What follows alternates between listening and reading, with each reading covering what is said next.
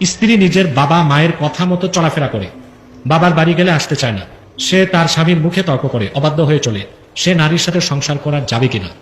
দেখুন, মহিলার বিচার করার আগে আপনি কতটুকু পুরুষ হিসেবে ঠিক আছেন তা তো দেখতে হবে। মহিলার অধিকার আছে তার বাপের বাড়ি যাবে। মাজমুয়া ফাতাওয়াতে বলা হয়েছে, ফাতাওয়া মাজমুয়াতে, 7 দিনে 1 দিন মেয়ে তার বাপের বাড়ি যাওয়ার অধিকার রাখে।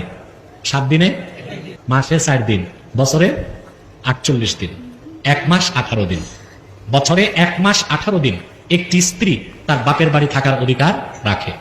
এখন আপনি পয়সা বাঁচাতে শ্বশুর বাড়ি যেতে পয়সা লাগবে, বউ যেতে দিবেন না বাপের বাড়ি, তার অধিকারকে আপনি ক্ষুণ্ণ করলে সে তো আপনার সাথে তর্ক করবেই, ঝগড়া তো করবেই।